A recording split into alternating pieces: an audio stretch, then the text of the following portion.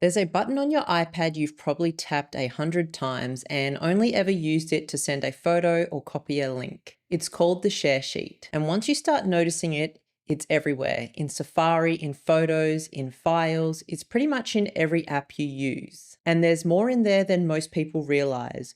Ways to send things, ways to save things, and a few options that are genuinely useful once you know they're there. So let me explain how the share sheet works, and then I'll show you some helpful ways you can use it. This all works the same way on your iPhone, so you can use everything in this video on there as well. The icon's the same everywhere. It just sits in different spots depending on the app. So if you can't spot it, try tapping and holding on whatever you're trying to send, and share will often pop up in the menu. In some apps, it's behind the three dots, which Apple calls the More button, so it's worth tapping that and having a look. Some apps also do their own thing. Instagram and YouTube both have their own share menus, and the Apple share sheet is tucked away inside those. So if an app's sharing option looks nothing like what I'm showing you, that's usually where it's hiding.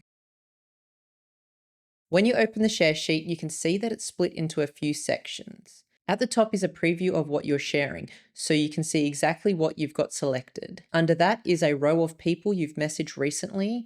If there's someone in there you would rather not see, tap and hold on them and choose Suggest Less. Then there's a row of apps, and AirDrop is usually the first one. That's for sending something to another Apple device. It might be your own iPhone or Mac, or it might be someone else's, and as long as they're within about 10 meters of you. Next to that, you usually see other apps like Messages, Mail, Notes, and anything else you've got installed. So that whole row is about sending the thing somewhere, either to a person or to another app. And below that is a list of actions, things like copy, save to file, print, and so on. This is the part most people actually scroll past, and it's where most of the useful stuff sits. These change depending on which app you've opened the share sheet from. Open it on a photo and you might have something like add to album or use as wallpaper. Open it on a web page in Safari and those are gone. You might have something like add to bookmarks instead. So it's not the same menu every time. It's showing what makes sense for whatever you've tapped on. Then keep scrolling because there's more actions underneath. Yours won't look the same as mine because these come from the apps you've got installed. So if you've got an app that can save or send things, it'll usually show up here. And you can change this list. Scroll right to the bottom and tap Edit Actions. From there, you can hide anything you're never going to use and turn on the ones you want to. One last thing before we get into it. Depending on what you're sharing, you'll sometimes see an option button near the top, next to the preview. That's easy to miss and there's some really useful things hiding in there. I'll point them out as we go. So now that you know your way around it, here's a few things worth doing with it. Open a photo and tap Share. Pick Messages and send it. But have a look at the top of the share sheet before you do. There's a line there saying location included. Every photo you take stores where you took it, and it goes along with photos when you send it. Not every photo has it, so screenshots or saved images won't, but a photo you've taken at home could have your location attached to it. To turn that off, tap Options. Right at the top under Include, there's Location.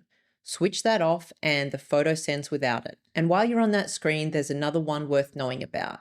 Down under Send As, you've got iCloud Link. That sends a link instead of the file itself. So the person gets the full resolution version rather than a compressed one. And it's handy if you've got a big video that's too big to send in a message. You'll need iCloud Photos turned on for that one, so if you don't see it, that's why.